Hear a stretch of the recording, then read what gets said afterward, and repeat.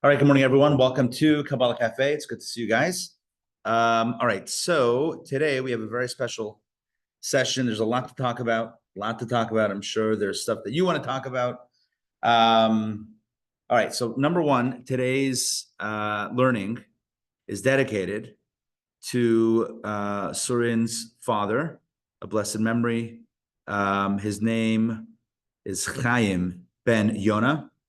And today is the 18th yard site of Soren's dad. And indeed, on the day of a yard site, we know our tradition tells us, Kabbalah tells us, that the actions, the entire mission and the actions of a person come to fruition on that day. In other words, the day that a person passes away represents the day in which their mission on earth is fulfilled. And so it's the day in which kind of the energy comes to its apex, to its pinnacle. And so every day, Kabbalah teaches the efforts of the person who were marking the yard site, the efforts kind of reinvigorate the world and re-inspire those that the loved ones. And so that's working top down and also bottom up. Everything that we do in memory of and commemoration of our dearly beloved who have passed away certainly elevates their neshama, lifts their soul to an even higher level. So it's kind of this symbiotic relationship where they do for us by giving us the inspiration, we do for them by providing the one thing that they can no longer do, which is practical mitzvahs, practical good deeds. And with this, there's an elevation. It says that one of the greatest gifts that we can give those who have passed on is Torah study, because we know that Torah study is at the core of our tradition, at the core of Judaism. It's Torah that has kept us around as a people. And so indeed, this is quite a fitting way to mark the yard site. So your father's neshama should have an aliyah. You should be, as they say, a good to better, a meilitz yosher, a good advocate on high, and bring that blessing for you and the entire mishpacha. We'll say amen. Amen. I also want to mention today's learning. You know, we usually have Norm sitting next to me. Norm fell last week and he broke a few ribs. And so we are going to also, I'll mention his name for Refuah Shlema. His name is Nehemiah ben Fagel Gittel. He should have a Refuah Shlema, and he should be back in this seat or that seat. Sometimes he sits either one in the corner. He should be back very soon in good health and in good spirits. Right. I'm sure you may have seen, although may is tentative and sure is positive, but you may have seen that the tragedy that unfolded over the weekend. Yeah. The Chabad Shliach in UAE. UAE, whose life was cut short, and there's a lot of rumors and a lot of ideas swirling, and investigation is not done yet. But certainly for the entire world Jewry, as well as Chabad rabbis and the Chabad mishpacha, is this something very painful, and it harkens what happened 16 years ago in Mumbai. For those that remember, almost 16 years ago to the day, that attack on the Chabad in Mumbai, and there's a lot of thoughts, and I don't know that any one of them is fully coherent in my own head, is fully coherent. But I'll say a few things. Number one, there's a medrash that says that when Hashem was teaching Moshe all of the different laws of ritual purity and impurity, so every time he taught him how a person can become ritually impure, he also taught Moshe, right, to tell us how one becomes pure. In other words, Tumah came with Tara. Every time there was a mention of an impurity, for example, if you touch a dead rodent or whatever source of impurity, there was always a fix. There was always a tikkun, always a way to get out of it. Medrash says that when Hashem told Moshe about the ritual impurity of death, i.e. human death, human loss, Hashem did not tell him how one becomes pure. At least initially. He didn't tell him how one becomes pure. And it was all, and it says at that point, Moshe's face turned white or I think the actual literal one is it turned green, and he became very despondent.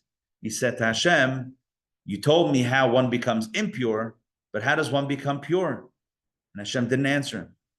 And it was only later, says the Medrash, that Hashem tells him the laws of the Para Aduma, the red heifer, which is the only way that one can become ritually purified after coming in contact with the dead body.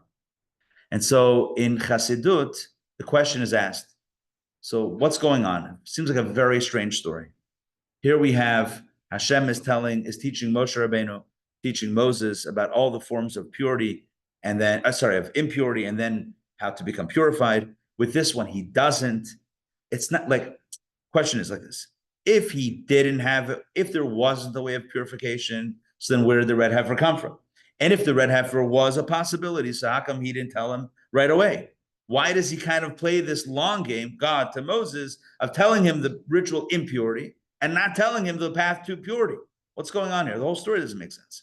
And then Moshe asks, and God is silent, and his face turns green. What's going on?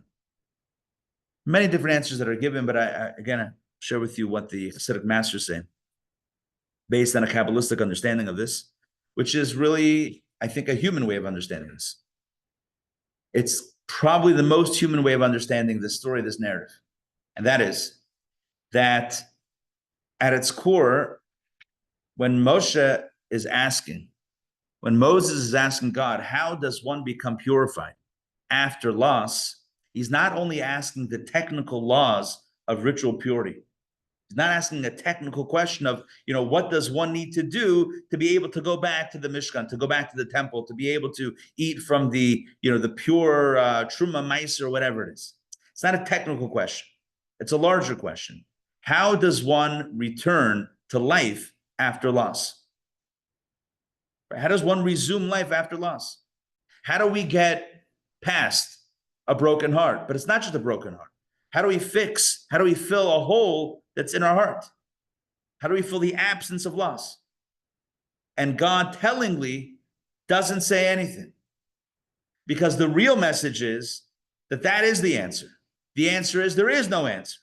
There is no way to fix loss. There is no way to heal. There is no way to fill in a gap. Anyone who's ever lost a loved one knows that the hole never goes away.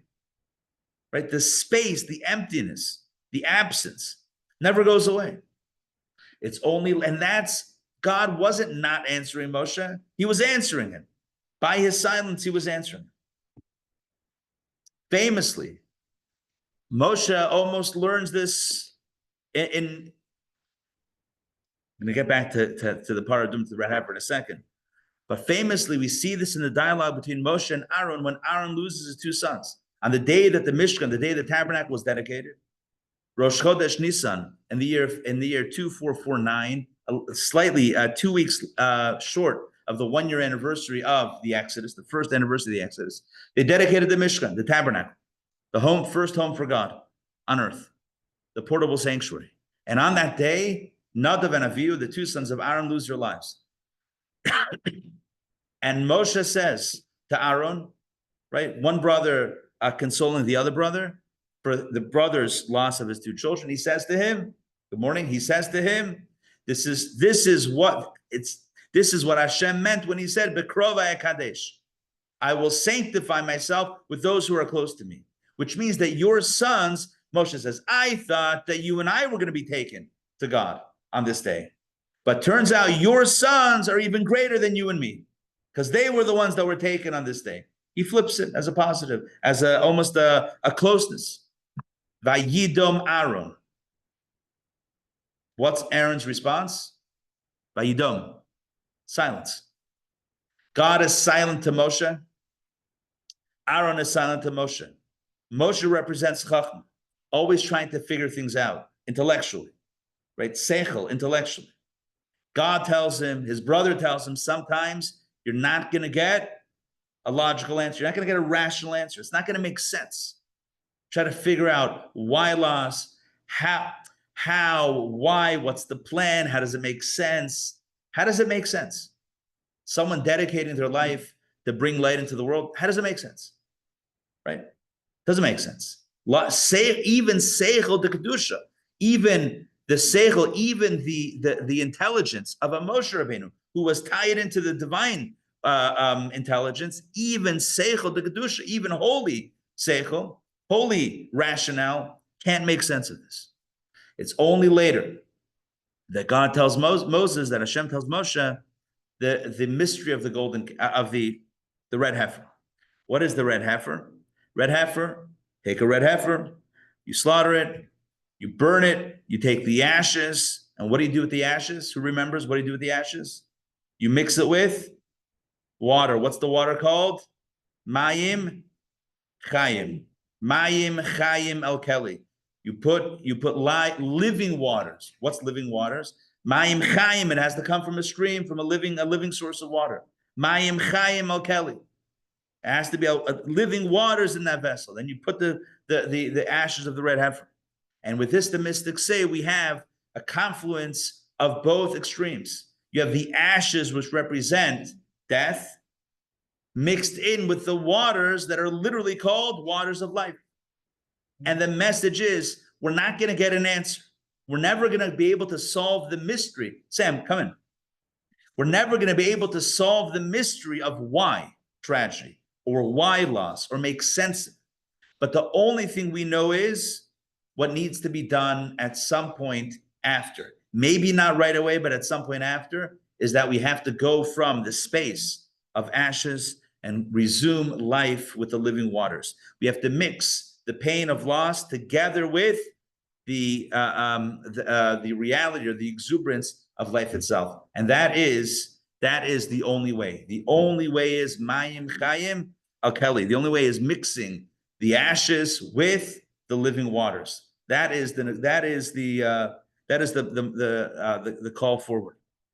And again, when loss happens, in the immediate aftermath of loss, the feeling is devastating, and the feeling is that one does not want to, go on, or does not want to resume.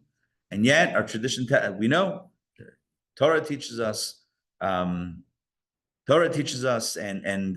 our sages teach us through the teaching of the Midrash and the way Kabbalah explains the Midrash, that at some point the call is clear, and we all know the call. The call is that despite the darkness, that we have to resume shedding light, sharing light, and expressing light, because that is our mission.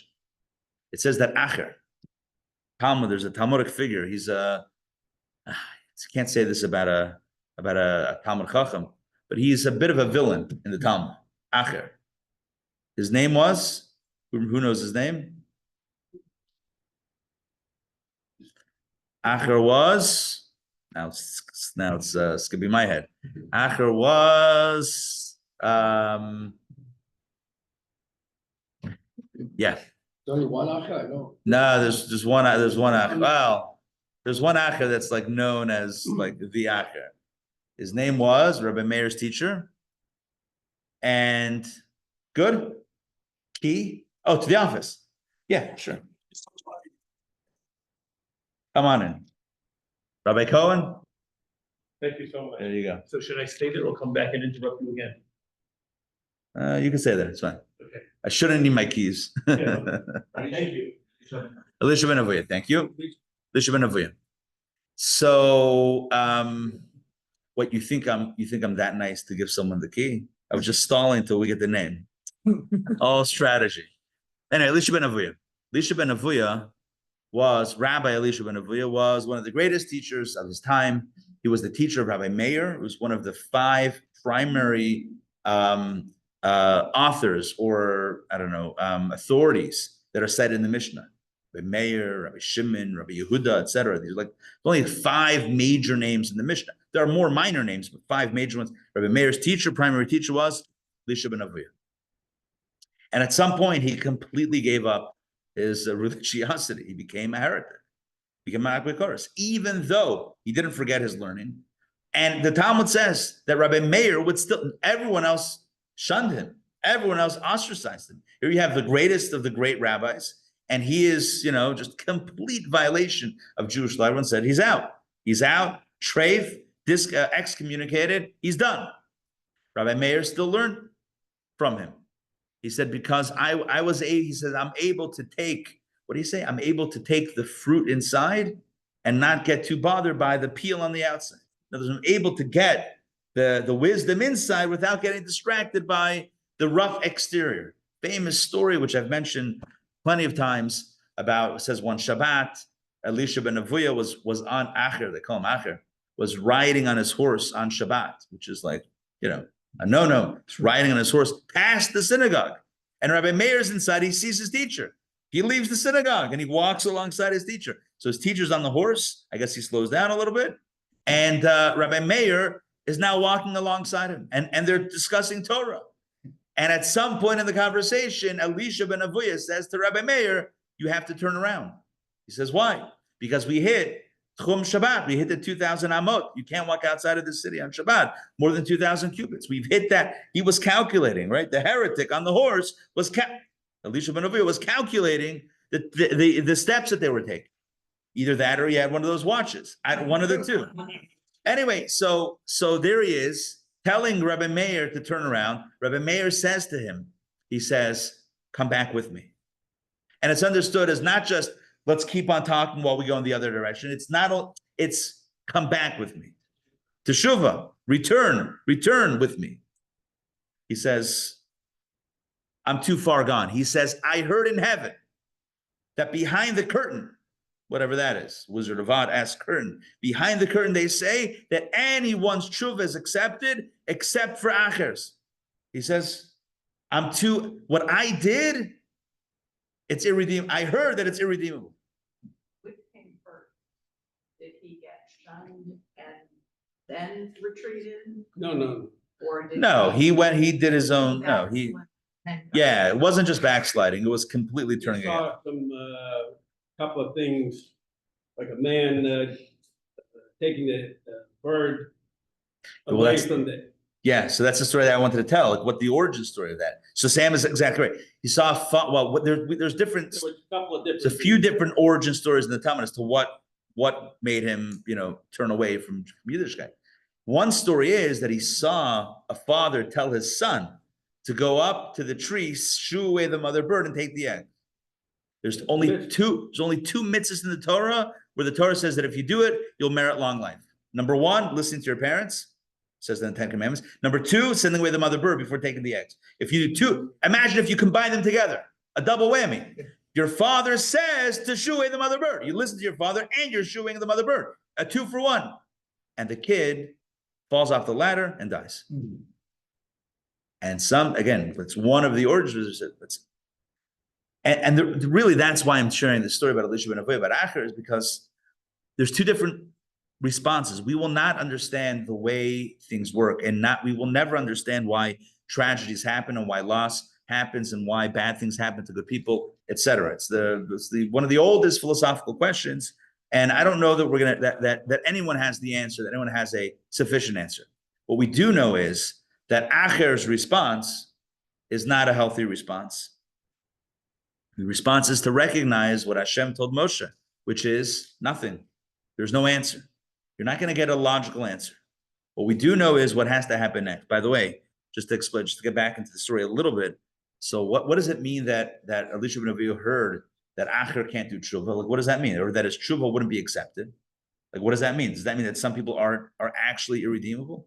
So the way, again, the mystics explain the story, this is a Kabbalah Café class, so might as well learn Midrash according to Kabbalah, is that the heavenly voice didn't say Elisha ben Avuya couldn't do tshuva. It's that Acher is tshuva. Acher can't do tshuva. As long as you identify yourself as Acher on the outside, you're never going to be able to do tshuva. It's all about self-identification. Who am I? And I think, Eva, this gets back to your question. This gets back to your point that you said before, like which comes first, right? Which comes first? And I think what it comes down to is like this. How we self-identify. Do we identify as a person that has struggles, that has challenges, that has ups and downs, good days and bad days, or do we identify as someone who's on the outside? And it's very hard to overcome a self-narrative because the way we define ourselves is really, it's a self-fulfilling prophecy. As what the heavenly voice was telling Elisha ben Avuya is, as long as you see yourself as an Acher, then you'll tell yourself, I can't come back. That will be the narrative. I can't come back. You know what I've done? Do you know the extent of the damage that I've caused? People are never going to be able to respect me again. I'll never be able to look at myself in the mirror. If that's your narrative, then you're done. If your narrative is, I still am Elisha ben Avuya, I still have an neshama inside, that people will forgive me, that God will forgive me, that I can forgive myself. If that's your narrative, then you have a path back. So in the Kabbalistic sense, I just wonder, like, because in that story, obviously, yes, the boy passing is very sad. As you said, that's a mitzvah, right? So in the Kabbalistic sense, I wondered, why didn't they ever think like that was the last two mitzvot he had to fulfill? And so I'm with you. like, all right, you're done. I'm with you. Right. That would be one way to look at it would be he fulfilled his life's mission, and that was the culmination of it. I'm with you. But he took it again, and that's not the only. I forget the other. Do you remember the other Talmudic potential origin stories? I don't remember them. There's like another one or two. That's what it was. But you're right. That is another way of looking at it. Now, we would never tell someone else the reason why you experience loss is because. But yeah, could a person have interpreted that for themselves? Sure, he didn't. But the point is twofold. Number one, about the mystery of loss and the pain of loss, and that our job is not to explain or to make loss easier. It's like, reminds me of a famous story with Elie Wiesel, where he was speaking in front of a group of high school students, and one of them asked them, how could God allow the Holocaust to happen? And he famously said, if I gave you a good answer, would it help you sleep better at night? And if it did, is that what you're looking for? You're looking to sleep better at night. That would take away from our sensitivity. We don't want, and ultimately, none of us really want an answer to human suffering. If we had an answer, it would make it go away. It would make it less painful. Do we human beings ever want to get ourselves to a place where human suffering doesn't bother us, where we have an explanation for it? That would be not a great place to be in. Anyway, all of this to say that our mission remains the same, even as we think about loss and we feel the pain of loss in our lives. Our mission remains the same, that we who are here, our mission is to bring light and to do more goodness in this world, and to merit a day in which light floods the entire world and there is no vestige, there's no trace of negativity. So on to today's topic. All that as an introduction. Now on to today's topic. Today's topic is the soul of desire. What I want to do is pass around this chart, similar to the one that we usually do, but drop different, just for a little variety. So here is, as you'll notice, this is the chart of Sfirot, and the number of Sfirot is defined in Kabbalah as 10. There are 10 Sfirot, Eser v'lo Tesha, Eser v'lo Achadasar, right? 10, not 9, 10, not 11. But when you look at this chart and you count the number of circles, you will count 11. Ironically enough, this is not 10, it's 11. And the reason is, as you may be familiar with, we'll just hold it there in case anyone comes. The reason is because when you count Keter, you don't count Dat. When you count Dat, you don't count Keter. It's kind of like, my favorite analogy for this is Clark Kent and Superman. If you see one, you're not going to see the other. If you see the other, you're not going to see the first one. It's only going to be one or the other. It's like, oh my gosh, he took off his glasses. I have no idea who that is, right? Anyway, Alavai, all of us should be so mysterious if that's what we're looking for. Anyway, Keter and Dat are really one and the same, but they manifest in two sides of the same coin, but they are two different sides. Today, we're going to focus on Keter, because Keter is the secret, is the mystery of desire. So what is desire in Hebrew? The Hebrew word for this is Ratzon. Ratzon. Ratzon is typically translated as will. It's what you want. It's what you are desiring. It's what you want. And the positioning on this chart, as you may notice, and for those online, maybe I'll see if I can pull this up to find the file. So as you see in the chart, there are different tiers of the energies. There's kind of like the top group, there's the middle group, and then there's the lower group, which is pretty much composed of Malchut. And in each one, typically there is a grouping of energies together. So the way it's divided is Seichel and Midot. Seichel refers to the powers of intellect, Chachma, Bina, and Dat, which form the acronym, for those that are familiar with the Hebrew, form the acronym Chabad. So that is, oh, here we go. 1 second. Share this with everybody online as well. Okay, here we go. So we have here the Chachma, Bina, and Dat. That is Chabad. Those are the powers of intelligence. Chachma is creative intelligence. Bina is analytical intelligence. Dat is intellectual focus. Okay. Then you have Chagas or Chagat. Chesed, Gevura, Tiferet. Chesed is love. Gevura is restraint. Tiferet is compassion. Then you have Nihi, which is Netzach, Hod, and Yesod. The next triangle, Netzach, Hod, and Yesod. Netzach is ambition. Hod is humility or surrender, and Yesod is connection. And then you have Malchut. Malchut is leadership. So all of these different energies, some are more behavioral and functional, like Malchut, Yesod, Netzach, Hod, Yesod, Malchut. That last four energies are a little bit more pragmatic and practical and utilitarian. Whereas Chagat, Chesed, Gevura, Tiferet, they're more emotional. So you have the functional powers of the soul or energies. You have the emotional energies, and then above it is the Chachma, Bina, and Dat, which are the intellectual powers of the soul.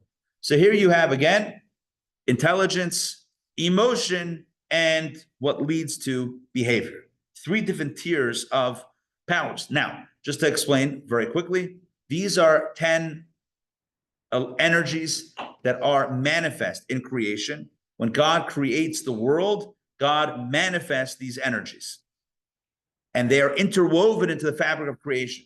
Likewise, they are interwoven in the fabric of the human soul, which is the Kabbalistic understanding of what it means when it says that man, humankind, was created in the divine image. What does that mean? Does that mean that God has arms? God has legs? No. It means just like God possesses these 10 energies that he employs in creation, so to our soul, uniquely human souls possess these energies, these 10 energies. L'cha Hashem, we say in Shachrit every morning, Agdula, Chesed, Gevura, Tiferet, Netzach, Hod, Yikol, Bashamayim, Uvaretz, L'cha Hashem, Hamamlacha, Misnase, L'chol Rosh. Right? This is from the where is that? Before the Az Yashar, one of those tefillot.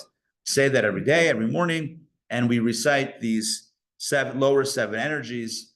Gdula, greatness, refers to Chesed. Yikol, Bashamayim, Varetz. Kol is a reference to Yesod. L'chashem HaMamlacha is Malchut, and the rest of them are mentioned by name. So even in the prayers, you don't have to be a mystic.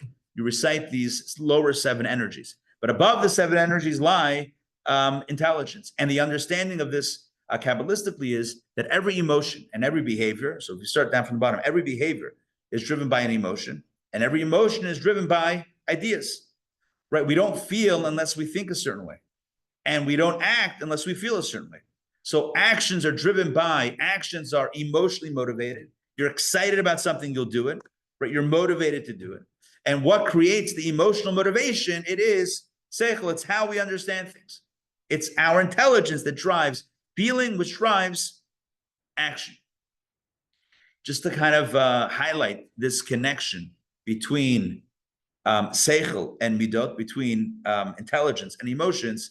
So if you've ever had this experience, you'll know what I mean. You might be driving down, there's an example that I've used before. I originally heard it from Rabbi Shays Taub. It says you might be driving down the highway and you suddenly think you're in traffic a little bit and you think about the remark that your coworker said to you last week. That wasn't so nice. And it's bothering you now. Now it's like it's in your head. And then you think about how they said something 6 months ago that also wasn't so nice.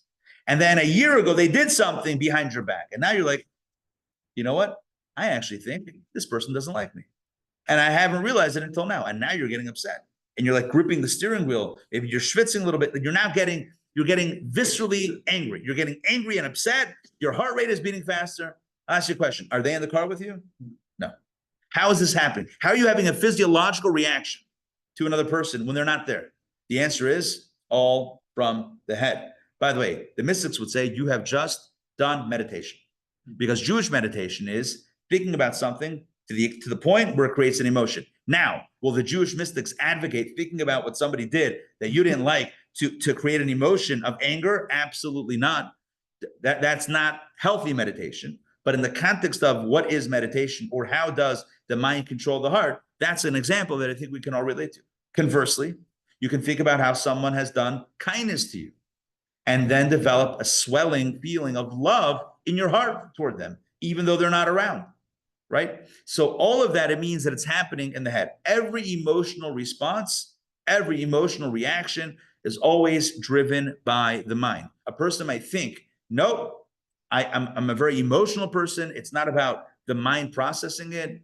The truth is, everything comes through the mind. Everything is filtered through the eye of the mind. And thus, any emotion that we feel is always a product of how the mind understands it, how the mind sees it, how it processes the information. By the way, something that we've talked about before, this is why the pasuk in Tehillim and Psalms, which we say in Hallel every Rosh Chodesh, says, Eim habanim semecha. Aim habanim smecha. The mother of the children is happy. What does it mean? Aim habanim smecha. Aim, ima, is a reference to bina on the chart. Bina, right? Chachma is the av. Bina is the aim. Chachma is the seminal point of the idea, and bina is where you develop it, right? Kind of like in the reproductive process, right? The contribution of the father is a nakuda, is 1 point, and the fetus develops in the mother. Bina is where ideas are developed. Bina is cognitively development. Bina, binyan, livnot, right? Building out, fleshing out, etc. Bina is not just where we flesh out ideas, but it's also how we flesh out ideas. Something happens. What happened? Two people witness the same event. Ask them what happened, you might get a different version of the story. How is it possible that people have different attitudes, have different perspectives? Two people can be in the same class, and come back and someone says, how was the class? And have two completely different reports, right? Understanding the content differently. How is it possible? Because everyone Chachma is the same. Chachma is likened to Re'iyah. You walk into the Louvre, you got that right? And you see the Mona Lisa. It's the same Mona Lisa for everyone. The Chachma is the same. Being how you interpret, somebody comes back and says, so how was the Mona Lisa? Overrated. Overrated. Like, there's better art out there. I know why it's so famous, why it's so priceless. Totally overrated. Somebody comes back and says, oh, it's unbelievable. It's as much as you've heard about it, it's better. And they both sound the same thing. So what constitutes the difference? Two kids in the same family, right?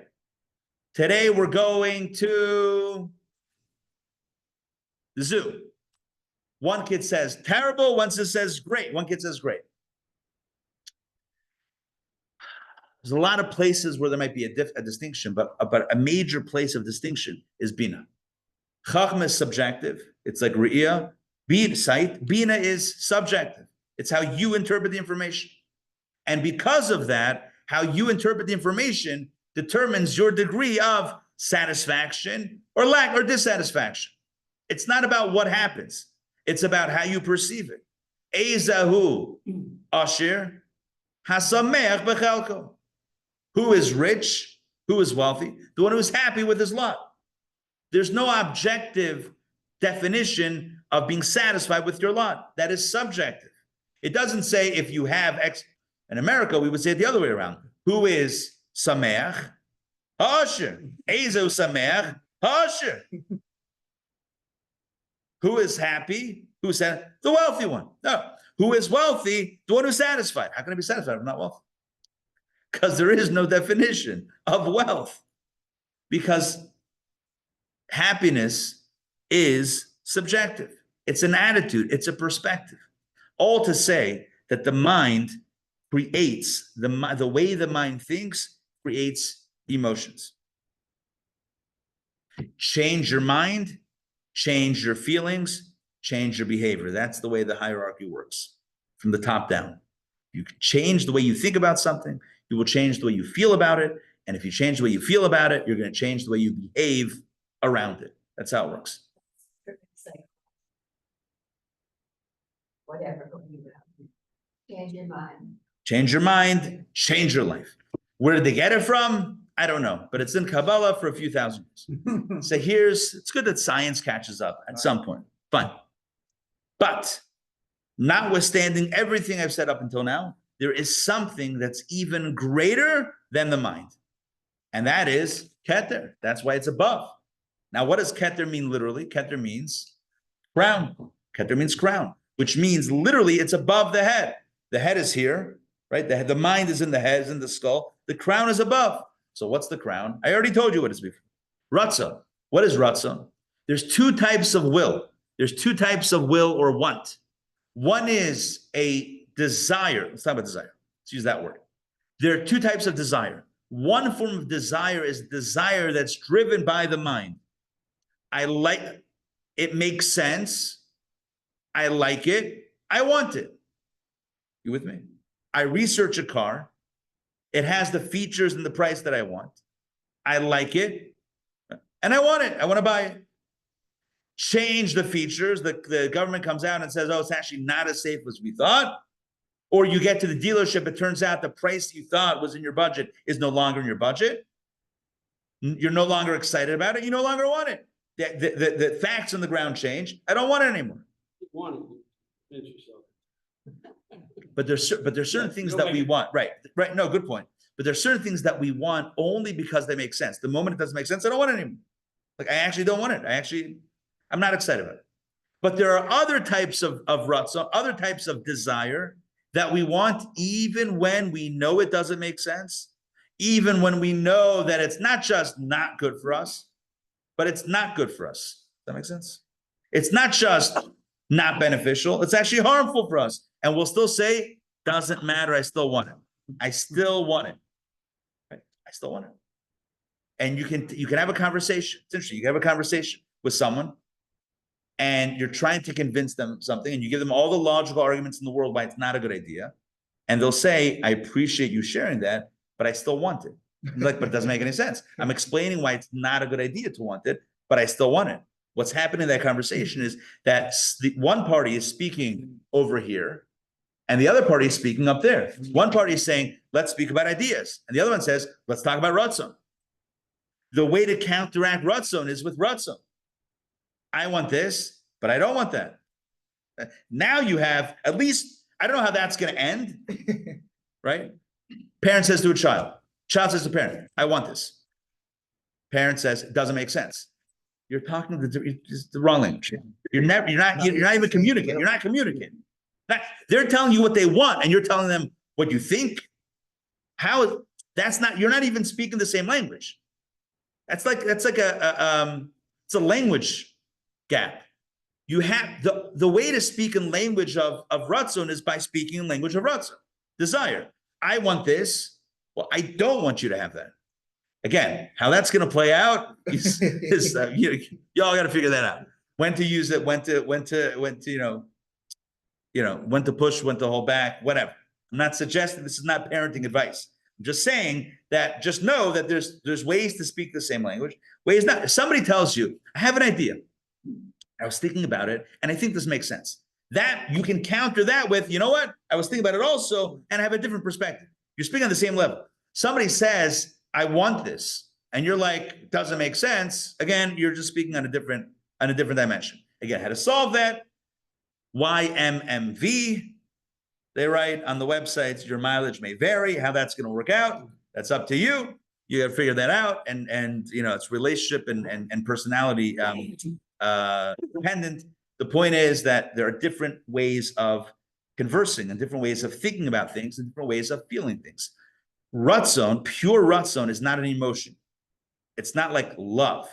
It's desire. Desire is not an emotion. Emotions are driven by ideas. Certain desires are not driven by ideas. They're driven by the soul itself. Ratzon is called nitiyat hanefesh, not nitilat. Nitiyat. What is a nitiyah? Incline, it's an inclination. Nitiyat hanefesh. It's the soul's inclination.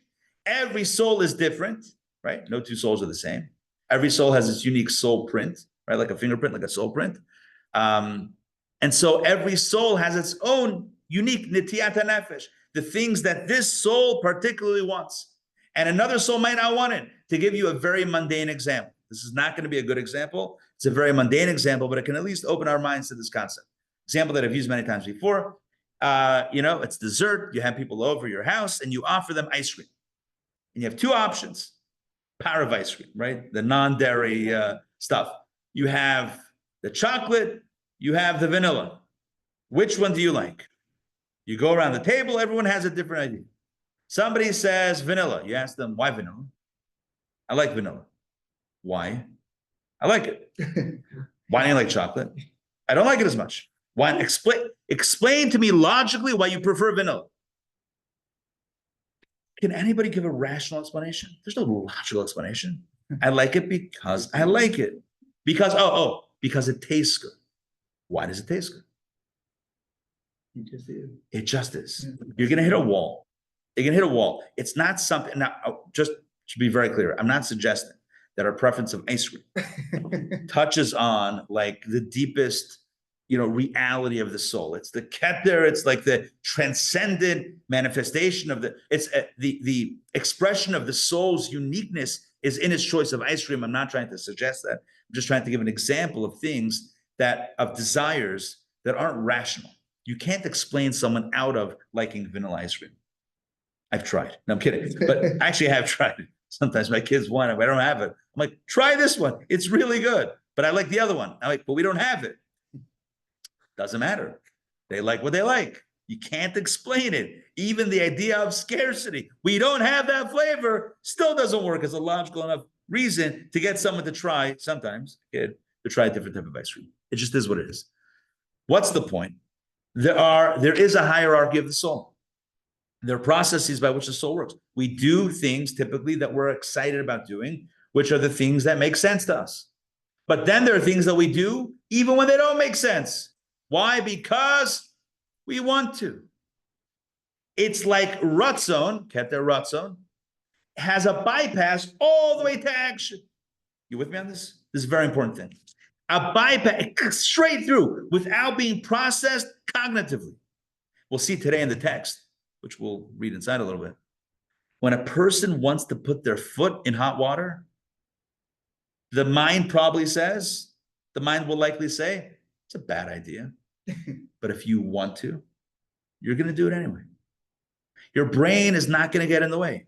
I want to. We're doing it. It's happening. Ratzon tells the mind, thank you very much for your service. You can go now. I appreciate it. You keep us safe. Very often, you keep us safe. But right now, I don't need you. Because driving 100 miles an hour. Ratzon says, folks, this is what we're doing. You might say, why? What? This is all internally. This is not to anybody else, by the way. I'm talking about internal processes. Your Ratzon tells yourself, this is happening, my friends. It's happening. And you're like, why? What is that? The mind's like, doesn't make sense. Doesn't make sense. I'm a little nervous. Doesn't matter. We're doing it. You know the expression in English, where there's a will, there's a way. What does that mean? It actually in Hebrew, the original in Hebrew is Ein davar ha'omei b'fnei haratzon. Nothing stands in the way of Ratzon, desire, willpower. Nothing stands in the way. A person says, this is what I want. We're going to make it happen. You make it happen. Is there something going on back here? Just people walking there. Oh, it's the students? Tack. Oh, yeah, he's doing the mikvah tour. Very cute. Very nice. So you took it from the Ratzon. What about the job of the Yetzirah and Yetzirah Torah? Oh, now we're getting interesting. I was trying to keep it like one-dimensional. Now you're saying, what happens when we have two actors inside? And now there's two levels of Ratzon. There's the will, there's the desire of my higher self and the desire of my lower self. Now I got two different desires. You're right. That's how it gets complicated, right? Our godly soul, the Nefesh Elokit, has its own desire. Each soul, just so you know, we have just take a step back to make sure that we're all on the same page here. is that Kabbalah explains that every person possesses two different souls, what we call a godly soul and an animal soul, or a higher soul and a lower soul. Each one has the full complement of all of this.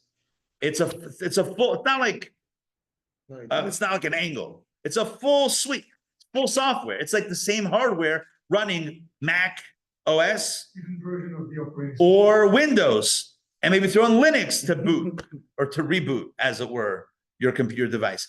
You're running, and it used to be called parallel something, parallel, whatever. You're running both. It's the same chip, and maybe it's the same hardware, but it can run two completely different operating systems in parallel. And the question is, at any given moment, which one's on your screen? Which one is active versus which one is dormant? We operate in the same way. At any given moment, it's which suite of software is going to be manifest. Is it going to be our higher self or our lower self? So look, good question. That adds to the three-dimensionality of it. The point is that Keter is Ratzon, right? Keter, what is the crown on a human level? It's Ratzon, it's desire. It says like a Rosh Hashanah. What is the avodah? What do we do on Rosh Hashanah? Yeah, I know, we go to a synagogue, we hear the shofar, we dip apples in honey, and we cast away our sins symbolically by a body of water. Great. But what do we actually do? Like, what's the work on Rosh Hashanah? In Kabbalah, it's one simple thing. It's binyan hamalchut. It's building up God's sovereignty. What does that mean? It's stirring and awakening a Ratzon l'melucha. It's trying to reach God's keter. It's trying to make God excited about or wanting to invest in the world again. Not logically. We don't come logically and say, God, invest in us. Look at what we've done last year. We don't come with a spreadsheet or an audit. Look, you gave us life last year. Look at all the good things we've done. That's not how we come. We come with a ram's horn. Like, God, I hope I don't blow it this year. I'm kidding. That's anyway, right? We come to God and say, we want you. Do you want us? That's it. God says, crown me as your king. Declare me your sovereign. We come to God and say, we want you. Was it the greatest year on either side? That's up for discussion. But it's not about ideas. It's not about it's about what we want. And we say to God, we hope you want the same thing. We want to reinvest in the relationship. But getting back to the idea, let's moving away from our Hashanah and back into our daily lives. Keter is very powerful. Everyone needs a why. We know this from Viktor Frankl and logotherapy, right? His book, Man's Search for Meaning.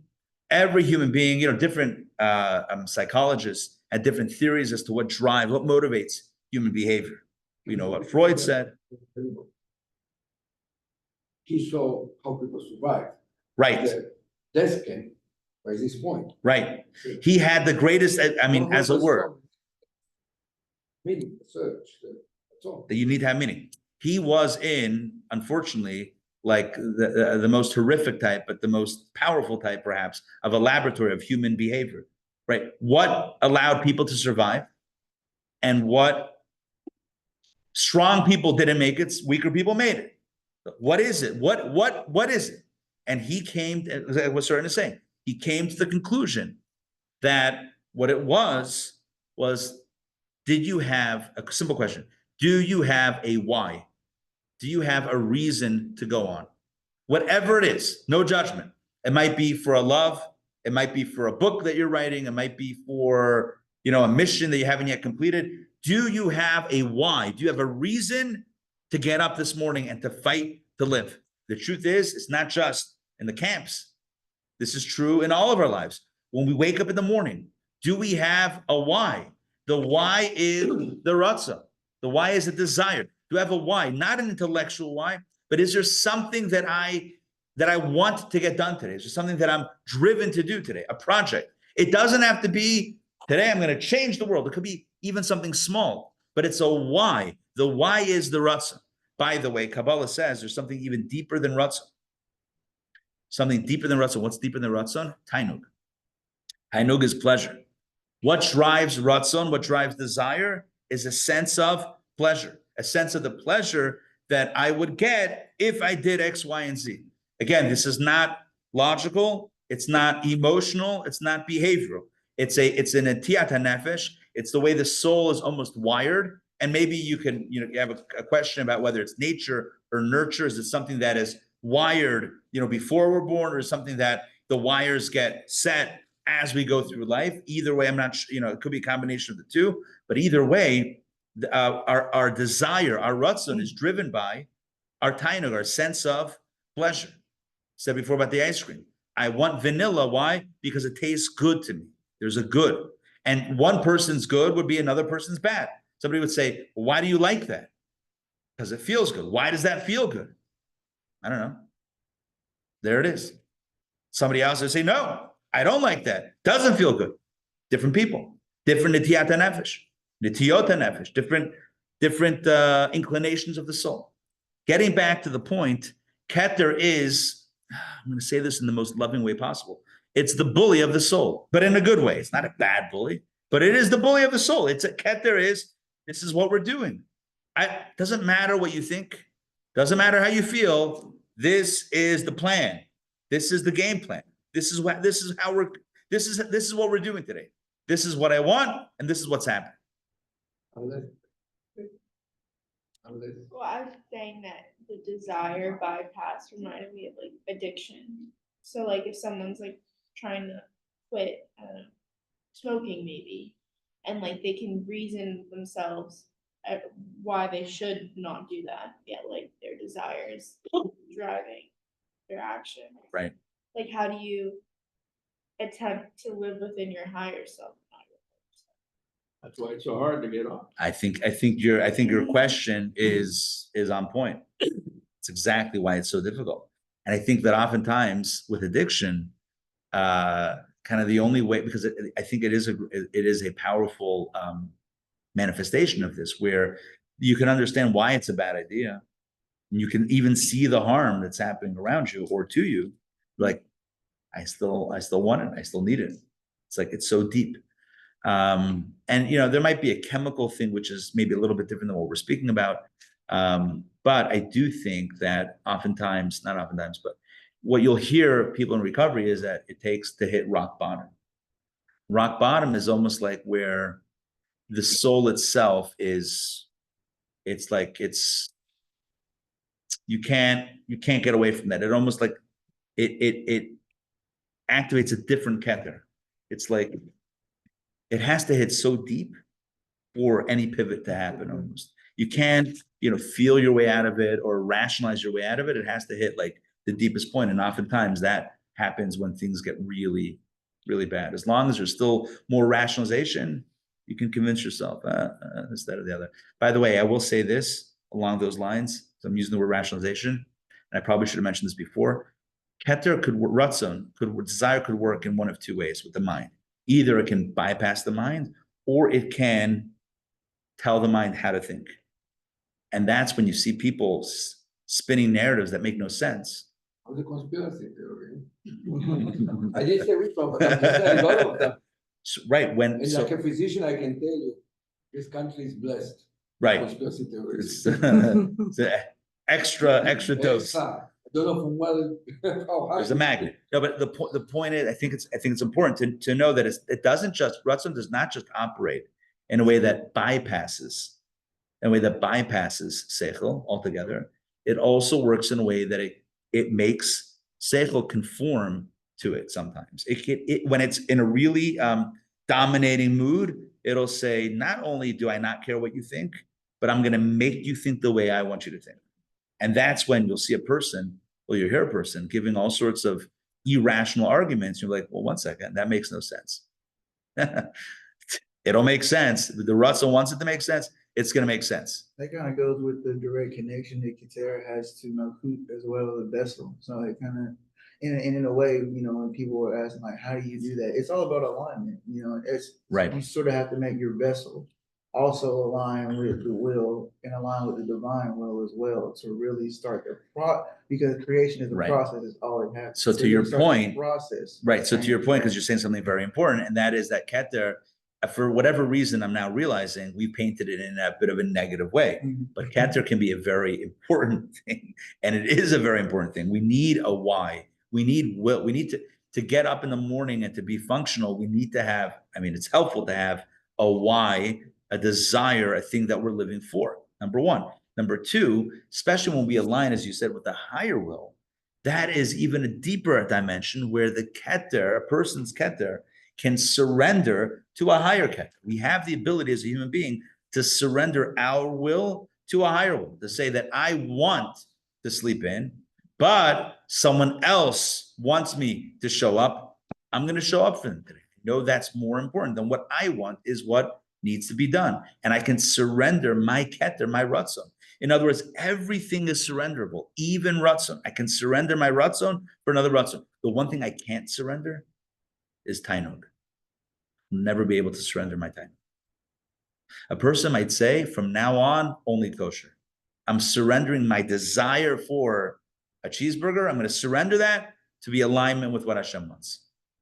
But can a person surrender their pleasure to say that it, and even if I tried it, it wouldn't taste good?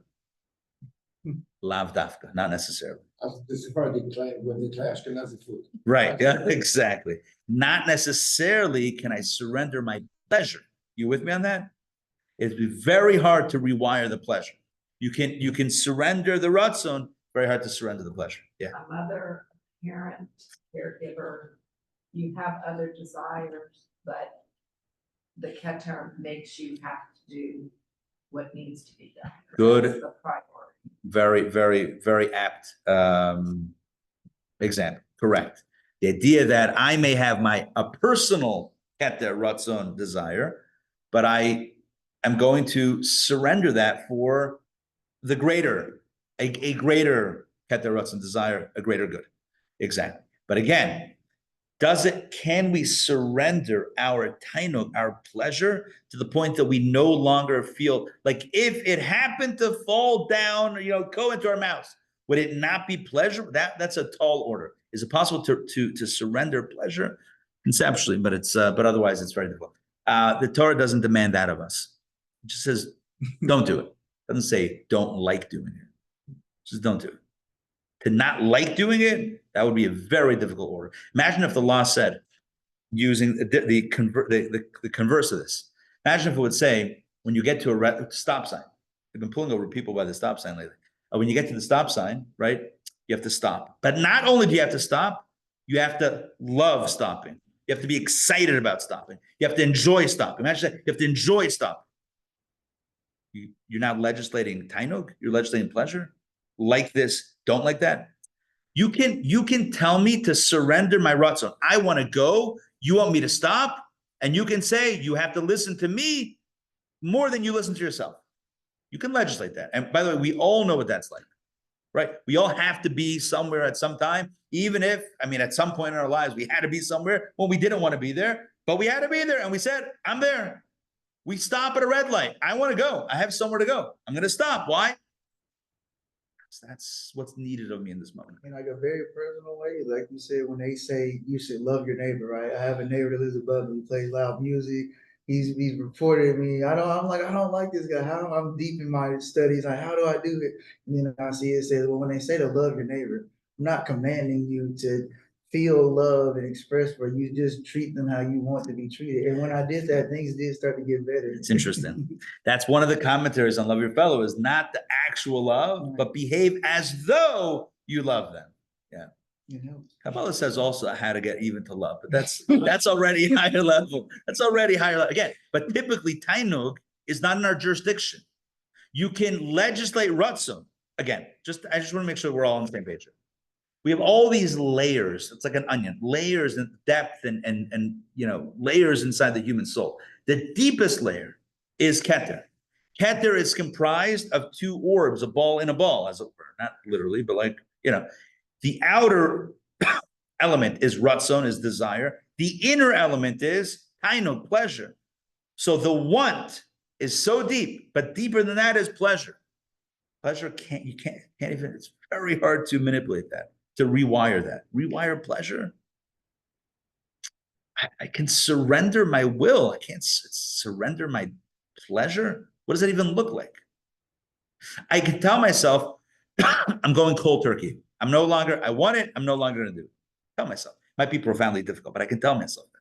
How can I tell myself I no longer like it? What does that even mean? I no longer like. How do I know? How do you know you no longer like it? Anyway, I hope that makes sense. Let's jump back. Let's jump inside. I feel like I threatened to study inside last time, and we didn't end up reading. But now, this time, like Rocky and Bullwinkle, who remembers that one? Anybody? This time, for sure. Watch me pull a rabbit out. This example, that's so hard to send look, maybe. That's why people stop smoking, cannot be near somebody who smokes. Right. That time node triggers the Ratzon. 100%. That's exact right. Thank you. Thank you for the practical manifestation. Perfect. Okay, so here we go. What we're going to do now is we're going to start on page 44, where it says the spiritual and the physical. And we may have read a little bit of this, but I want to get a running start. The point of this text is, right, at least the point that we're at right now in this text is to compare and contrast the spiritual and the physical, as the header suggests, the spiritual and the physical, and to express the fact that the physical, everything has a physical and spiritual component. The physical component is not truth with a capital T. The spiritual component is the truth, because the spiritual component is that which animates, vitalizes, gives energy to, gives sustenance to the physical. The physical without the spiritual is devoid of energy. It's almost like you have a glove. It's getting cold outside, right? You have a glove, right? Sitting on your table. Let's say one glove. Where's the other one? I don't know. You have one glove. Is it moving? Okay, if it was moving, we've got a lot of other, something's going on. But the glove on the table, it's not moving. You put it on, it's moving. Is it moving or are you moving? The glove doesn't become a moving glove. Your hand is moving and your glove is around it. Does that make sense what I'm saying? Yes? You with me on this? It's not like it becomes magically animated. It's just your hand is moving inside, so the glove is moving. In a similar way, is the body really alive? Or is the soul, when it's in the body, moving the body around like a hand in a glove? Which means, and it's really a meditation, this is all stuff for us to think about, is where do we put our priorities? On the glove or on the hand? On the body, on the soul? Are we investing our time, our energy, our mind? Are we investing ourselves in that which at the end of the day isn't really real? Are we investing it in those areas, or the area that is actually real and eternal and meaningful, etc.? Are we investing it in the glove or in the hand in the glove? That's my The glove is not the same as the body. Because the body isn't fully integrated. There's more Right. integration. Yeah, there's definitely more Not just integration. sitting. Correct. There's more integration, but there's still a one is still powering the other. Body. Right. Now let's jump into some text here. I'm just giving you, so that was a little bit of background where we are, and you'll see how Ratzon, what we spoke about today, comes into. All right, here we go. Accordingly, based on the hand glove dynamic that I just shared with you, or the way he explained it before, it was a little bit different, but the same concept. The spiritual element and the godly life force is termed life and good, right? The Torah says,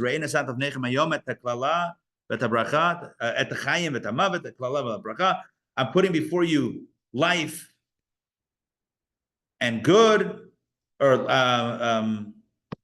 okay, whatever it is. There's life and good, and then there's the opposite of life and good, right? Death and bad. So so that is what the spiritual life force is called, life and good. Why? Since it is the aspect of life that remains alive and existent forever, as opposed to the body, which dies. Concerning this, see of Yom Simchatchem, 56, 57, another discourse from 1897.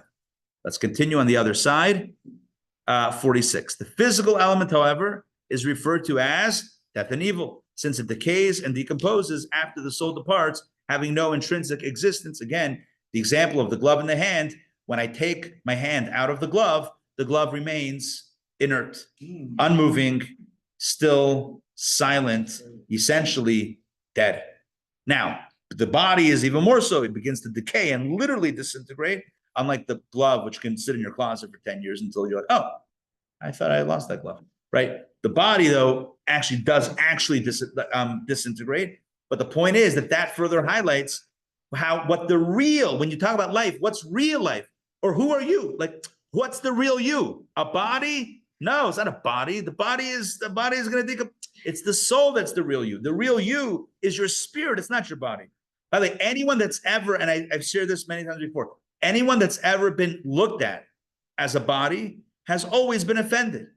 You're looking at me as a body. I'm a spirit inside.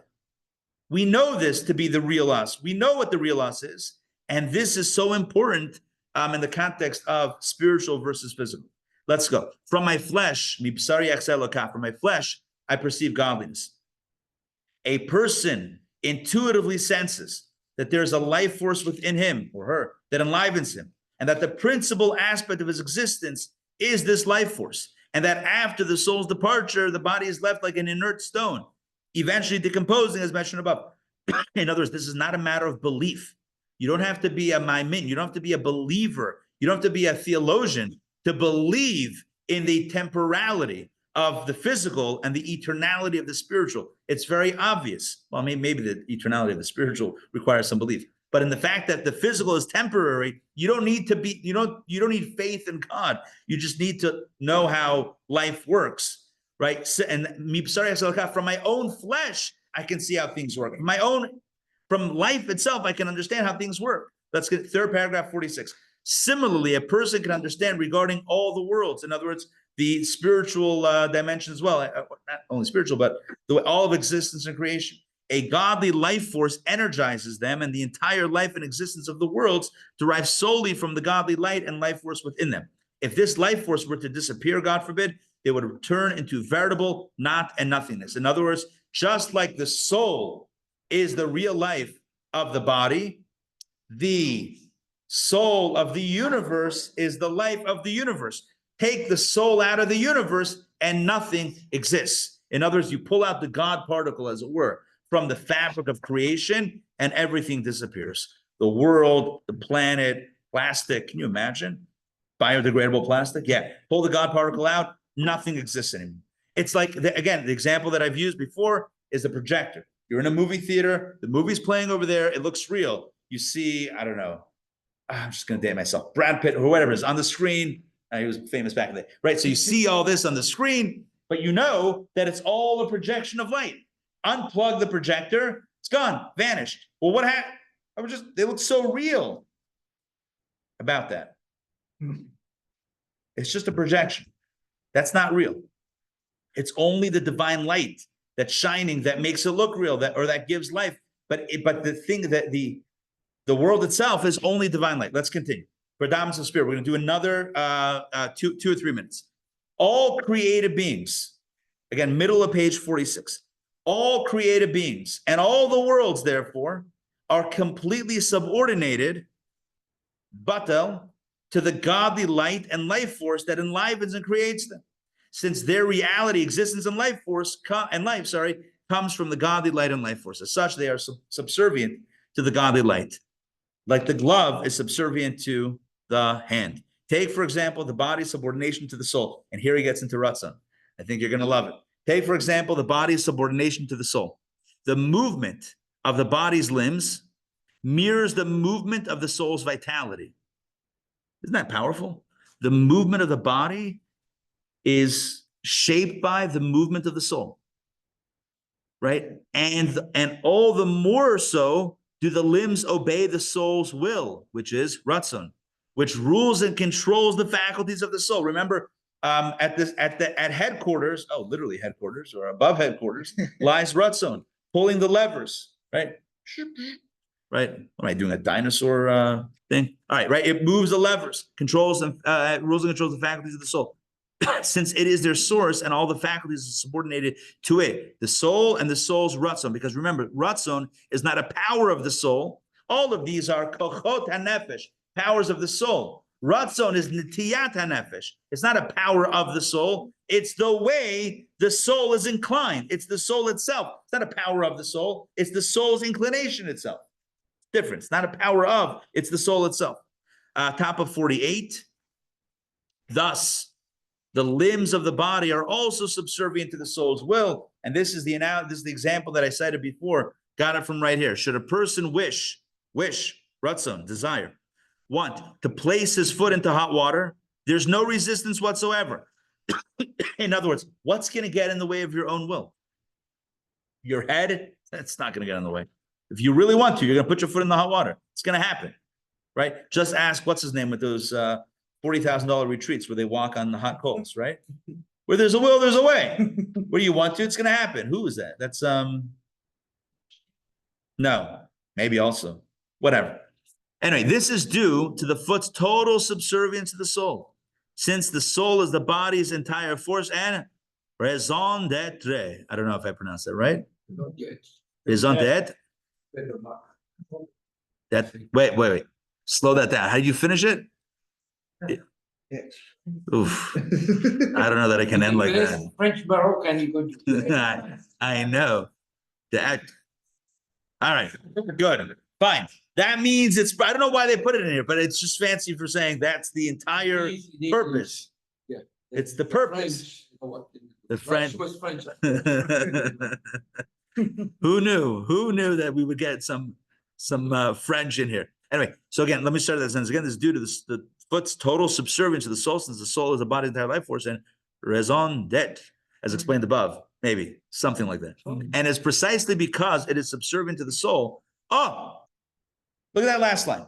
It is precisely because it is subservient to the soul that the foot is able to receive its vitality from the soul. In other words, if it were in any way not completely surrendered to the soul, then you know what? It wouldn't be alive.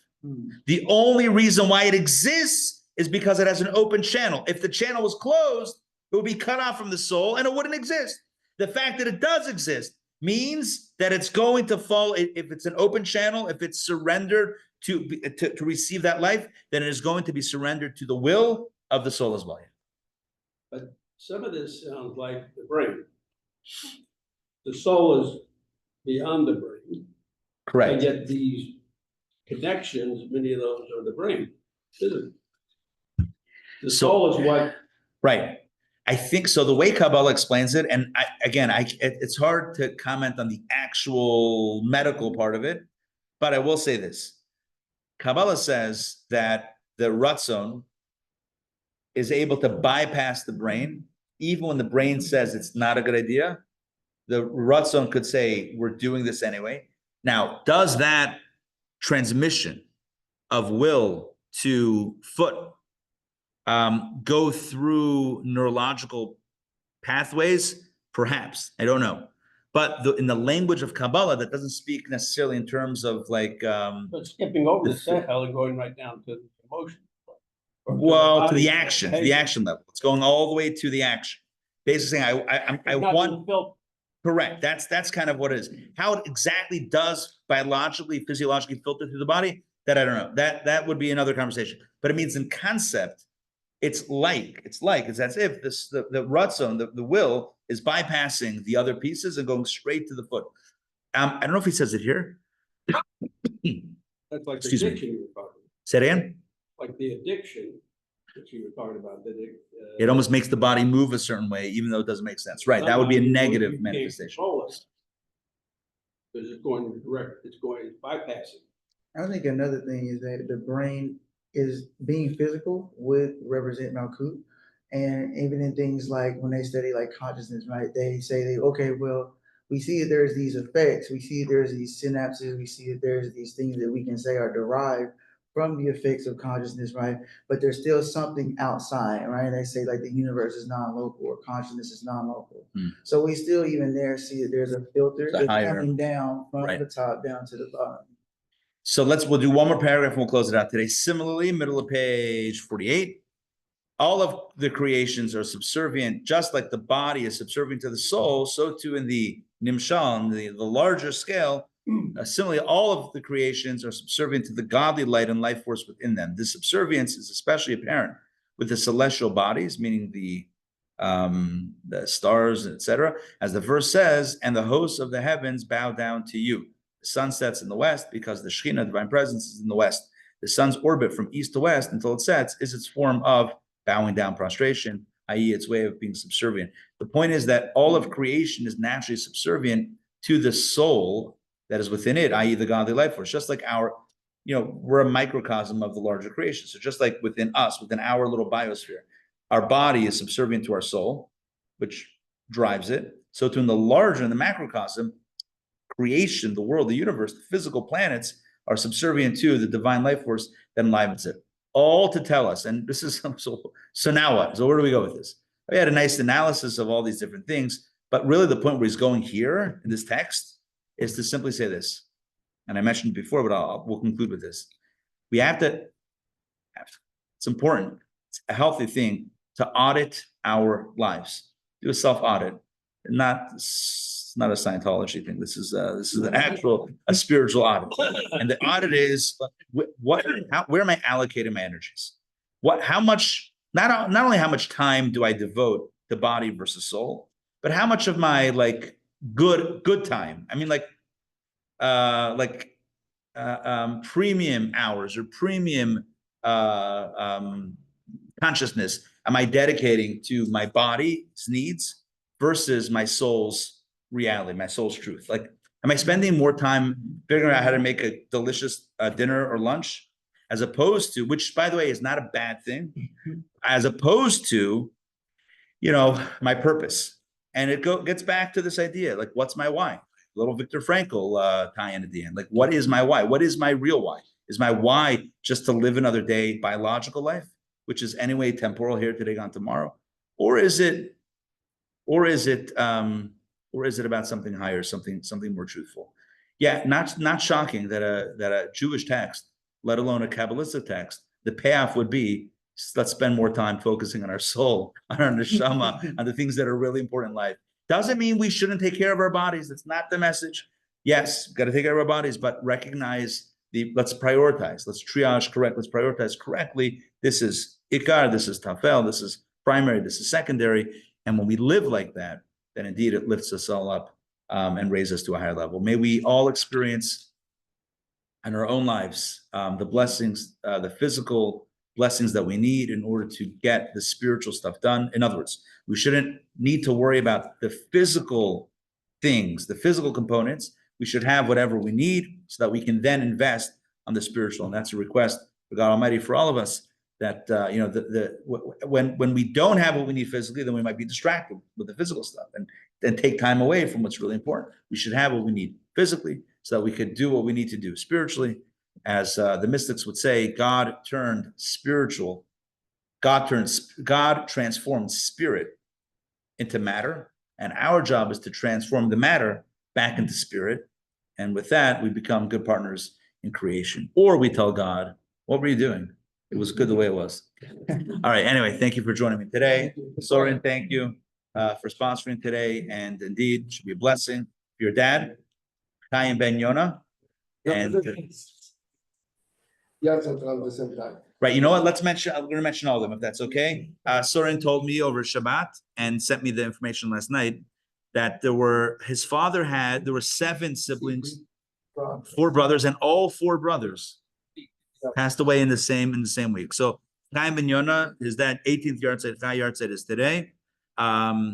His uncle, Yisrael Ben Yonah, and Menashe Ben Yonah. So Yisrael Ben Yonah is 16 Cheshvan a few days ago, a week ago.